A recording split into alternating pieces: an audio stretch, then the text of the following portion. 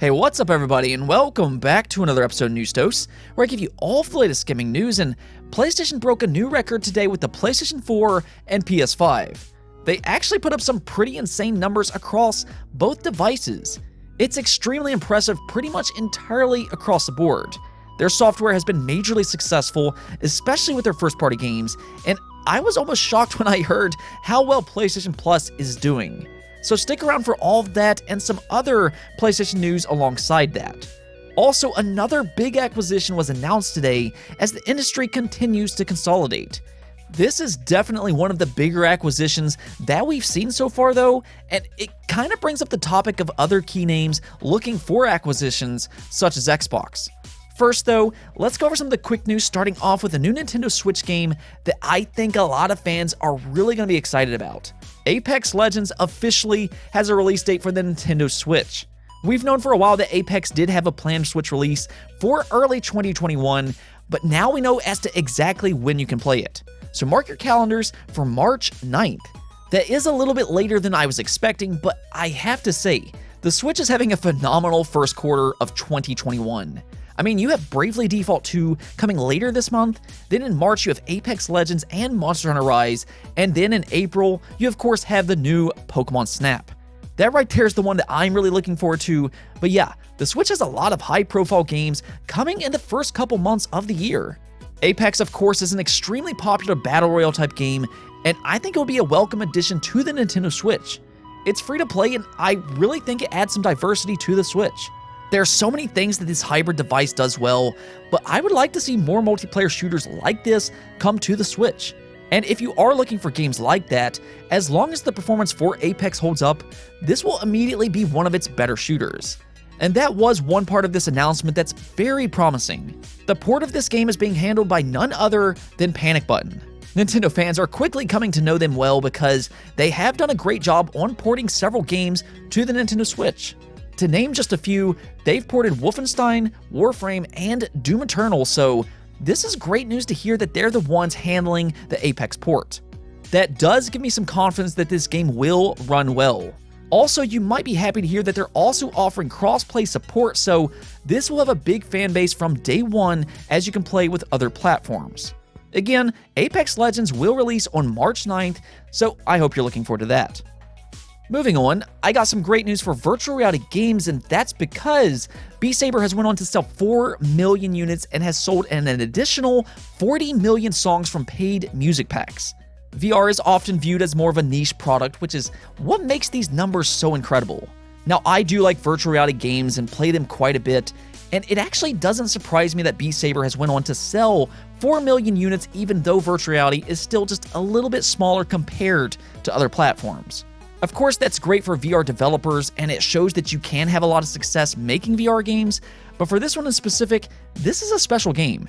I've kind of mentioned this before, but there's not really a lot of games that pretty much anybody can pick up and enjoy, whether they're a gamer or not. There are very few games that can actually do that. Mario Kart makes that list, and there are a couple others, but I think Saber would absolutely make that list. This game blows people away when I let them try it at my house every single time. It feels perfect in VR, but it's also easy to understand and highly entertaining. It's just a great game all around, and I do think it's a must-have if you have a VR headset. So it doesn't really surprise me that this game has such a high attach ratio, and it will continue to sell millions more as more and more people buy into virtual reality. PSVR 2 as an example is still not out, and when that does release, that will be yet another boost to Saber as long as it's available on PSVR 2. Either way, big congrats to Beat Game Studios, it's well deserved. Next up, let's talk about Scalpers. I know gamers are very frustrated with Scalpers right now because over the last year they have really affected the game industry for not just one platform, but for all three. Xbox, Nintendo, and PlayStation have all been hit pretty hard by scalpers looking to make some easy money by taking advantage of high demand and low stock. It's a very unfortunate situation for legitimate customers excited to get a new console, and we have started to see a few retailers try to limit these scalpers. Well, one major Tokyo retailer by the name of Yodobashi Camera is doing the same after chaos broke inside their store. They were selling several hundred PS5s, and with it being a console that's in high demand, this drew quite a lot of attention as fans rushed inside the store, including, as you'd guess, scalpers trying to buy up all of the stock. Creatures Inc.'s very own Dave Gibson estimated 70% of customers were likely scalpers. Whether that's accurate or not, I don't really know, but either way, this whole thing didn't go over too well as you'd expect, and police were eventually called to the store to break up the chaos that broke inside the store. It was reportedly a huge mess. Fans and scalpers were pushing staff around, knocking over registers, and I would assume there were some fights over scalpers buying multiple consoles, and yeah, it just wasn't great. Well, now Yodobashi Camera decided to go ahead and limit who can buy a PS5 and Nintendo Switch. It doesn't get talked about as much, but the Switch has also been in high demand, especially over in Japan. In fact, if they even suspect that you're buying a PS5 or Switch to resell, they will ban you from buying said console. That means if you came into the store on Monday to buy a PlayStation 5 and then came back a week later to do the same thing, if they recognize you, they will ban you. They're also randomizing the PS5 schedule to keep waves of customers from swamping their store all at one time, and the only way that you can buy a PS5 from them is if you have their credit card plan. That should also help them recognize if somebody purchased a PS5 already. So this is one of the more creative ways that I've seen a retailer try to limit scalpers, but I like it. I do think retailers need to do more, so I like that they're at least trying to do something. Honestly, it's kind of absurd that something like this needs to be done in the first place, but unfortunately, this is where we are in the world. Let's talk about PlayStation though, because there's a lot to go over here. Sony revealed their Q3 report for PlayStation during the 2020 year, October through December, and it was absolutely insane. They did break a new record for the game industry, generating $22.74 billion in revenue in 2020. That is a new record, beating out their own previous record of $20.43 billion back in 2018. They are the only ones to break $20 billion in revenue, and they've somehow done it twice. That is extremely impressive, but that wasn't the only thing that was impressive with this report. They also generated $3.33 billion in profit, which is very notable because this is a new record for PlayStation, and the PS5 is being sold for a loss. This is the exact reason why a console maker is willing to take a loss on a console. Games and subscription services are where companies like this make their money. Things like PlayStation Plus, PlayStation Now, and games sold are where they can make a lot of money, and we will go over all three of those today. First though, let's talk about hardware. The PS5 has sold a massive 4.5 million units, while the PS4 continued to sell another 1.4 million. Yeah, fans are still buying the PlayStation 4, which is all the more reason that Sony has decided to continue to support the PS4. We'll talk a bit more about that in a moment actually, but the PS5 is off to a fast start. 4.5 million units sold in its first quarter alone is very impressive, especially considering the demand is actually way higher than that. Unfortunately, shipping a new console during a time where manufacturing has had issues has slowed things down a little bit, but they were still able to match the PS4 in the same time frame. So big congrats to Sony on that. One big reason for their success, though, is the confidence that gamers have in the PlayStation brand thanks to their first-party studios. In fact, they sold 18.4 million first-party games throughout the quarter, which is just flat-out amazing.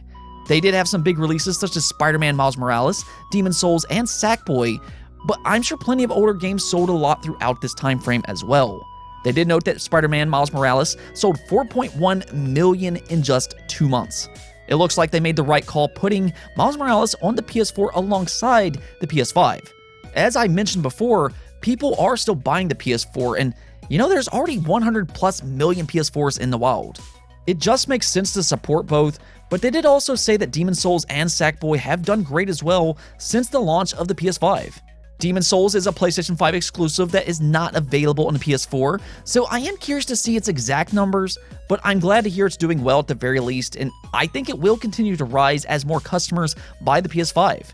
In my opinion, it is the absolute best PS5 game out right now, and it was probably my favorite game last year.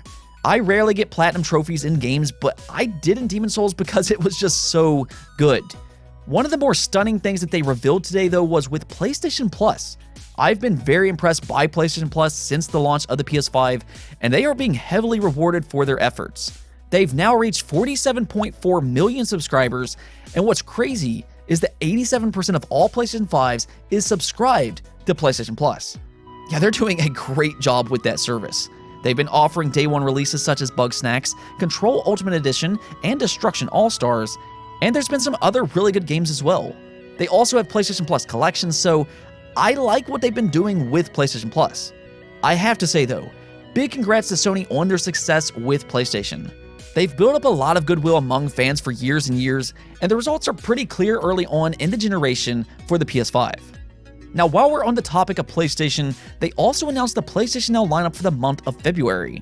You have Detroit Become Human, Call of Duty Black Ops 3, Darksiders Genesis, Little Nightmares, WWE 2K Battlegrounds, and Hotline Miami 2. These are some really good games. I actually mentioned this in yesterday's video, but I do really like Detroit Become Human. I definitely recommend you give that a try if you're a subscriber to PlayStation Now. I'd also recommend Little Nightmares. The sequel comes out soon, but the first one is much better than reviews indicate. It's a horror-type side-scroller, and you don't really see that in games often, or really at all, but Little Nightmares does a great job.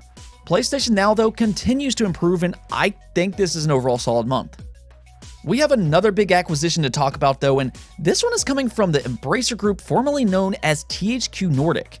They've actually been quietly buying up a lot of studios over the last couple years. I don't even think people realize just how big they've become. I think it's not really talked about as much because they tend to pick up smaller studios and they are a multi-platform publisher.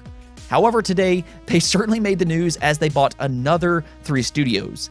Aspyr Studio, Easy Brain, and the big one, Gearbox. Yeah, they purchased Gearbox, the studio behind Borderlands, for a massive $1.4 billion. This is a huge buyout and just goes to show you how big of a publisher Embracer Group has become. Again, I don't think people realize just how many studios they've acquired, but they're now up to 50 studios. That's a lot of studios under one publisher. For comparison's sake, Xbox has 23 studios if you include the Bethesda acquisition. It's interesting though because I've seen some fans think that the Bethesda acquisition makes Xbox a monopoly, but when you look at the Embracer Group, this is exactly why it's not a monopoly. There's a lot of studios out there and plenty of competition. This is a big get for Embracer Group though. Gearbox is very talented, and there are a lot of fans of the Borderlands franchise. However, 2K Games will remain the publisher for Borderlands for the time being due to past agreements. Gearbox does own the franchise, but it does sound like 2K has publishing rights for the foreseeable future. Another question that this answers though is to what Brad Sams alluded to just a few weeks ago. He was hinting that there was some major acquisitions incoming, and Xbox might be in those conversations. He confirmed today that this acquisition is the one he was alluding to, so the Embracer Group won the bidding war for Gearbox. I'll be interested to see what all the Embracer Group publishes this generation though. They are turning out to be a massive publisher, and this is one of their biggest studios now.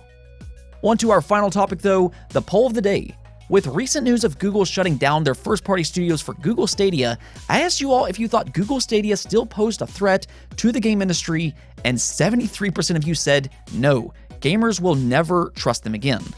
Looking through the comments though, some of you felt that they were never a threat in the first place.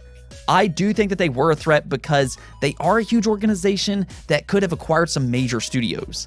Unfortunately, Typhoon Studios was a victim of this. They were a very talented studio, and in less than 1 year, Google shut them down. That is honestly just absolutely ridiculous, and I'm so glad they didn't acquire anybody else. That's where I do think that they were a threat, but I do agree with you all. I don't think that they pose a major threat anymore. They could still sign some major exclusive partnerships, however, and that's where they could still create some noise. It'll be interesting to see if Google will stick with Stadia if things don't start to turn around for their service though. I guess we'll see what happens. Anyways, that's it for this episode, but if you liked the video, don't forget the bell notification and subscribe button for more content just like this. Also, if you'd like to support the channel through Patreon, thank you for making this content possible. Peace out.